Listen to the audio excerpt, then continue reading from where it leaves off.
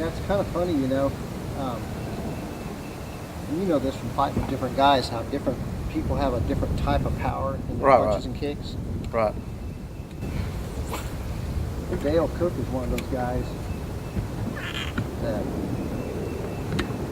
he hits you, especially when he kicks you. Right. It's like concrete. Oh, really? It's like if you hit a concrete wall and there's no give at all, and it's just that rocky to your bone type stuff. You mean his kicks? Yeah. Like Muay Thai style? That's the kind of power he has. Totally different than a lot of other guys I've fought over the years. See, me and Dale were each other's only sparring partners for years.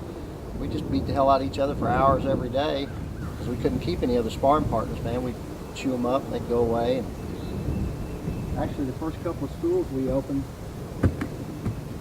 were pretty much, you know, we were 18, 19 years old, kickboxing, and it was pretty much just to try to get some young 28-year-old guys in there for sparring partners. You know? Right. That's all we were looking for at the time. I didn't have that problem in my gym. I had Demetrius Avanis, Raymond McCallum, Billy Jackson, Cliff Thomas, Rob Morley, I'll tell you what, man, Steve Doss.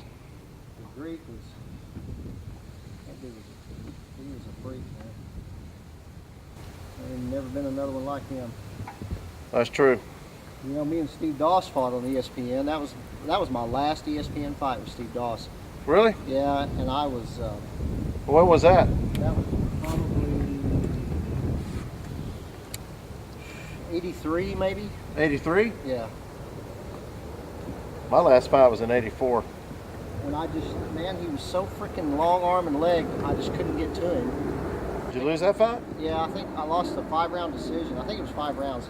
And I just tried everything I could to get inside on him, and he just kept that jab out there and those long legs, you know. And He didn't have any power. And no, it didn't have a lot of power, but I couldn't get to him. Right. And really frustrating. Yeah, him and I have we've been communicating. Okay, when you're having a tough bite like we have today, a lot of times a good thing to go to is a shaky head worm. A shaky head is a finesse technique, so when the bite's really tough, it's heavy pressure, fish are skittish, things like that. So you take a little straight tail worm like that, and what I use is I use a Gamakatsu skip gap jig head, and it's got that nice little bend in the hook right there, and so when you Texas rig it in there, it's going to, that little bend holds that worm head on there really good, so you can get a lot of use out of it. It doesn't tear up the worm. And what happens on this technique is that when you throw it out there and you let it settle down, the head of that jig's going to go down in here, and then the tail's going to float like this. And so what you do is you shake the slack line, and it makes that worm just kind of jiggle, and it sets in place, and it just kind of jiggles like something's feeding down there on the bottom. And if you're around a brush pile, or especially if they're spawning, you're in the beds like that, it looks like some type of predator in there trying to eat those eggs or trying to eat something off the bottom. And if there's a fish in that area, it may take a few minutes to get him to bite if he's in a negative mood and he's not actually feeding or anything. But if he sees that worm sitting in there feeding and that tail shaking like that for a little bit, he can't resist it. And pretty soon they'll just jump all over that thing. So when you got a good spot where you really believe there's a fish in there, this is my go-to bait that I switch to if everything else isn't working. It may take me 20 minutes to catch a fish, but I guarantee I'll get that fish out of there with a shaky head. Kind of show you how that works here. Good places to fish a shaky head are around brush piles, the end of lay down trees.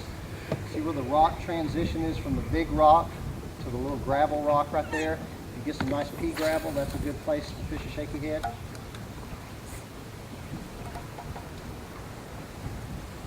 That's a Jeff Overturf special there. He had that all wrapped up in there before he handed me my rod back. So, you know, people would think that I did that. But actually, No, Jeff's man, been back I there am for so 20 glad that minutes. happened to you, because it wasn't me. Jeff's been back there for 20 minutes trying to get this knot out, and I told him to give me that rod so I can show him how it works. I did He get didn't the tell knot me out. that- He didn't tell me that he had just spooled the knot up into the reel so that it would come out on me as soon as I got. Look at all those loops in there. Oh, yeah. Lord have mercy. Yeah, I think that rod was having operator problems when I was using it. That's why the guy from Oklahoma is running the boat and the guy from Texas is sitting in the back of the boat, Running the camera. running the camera.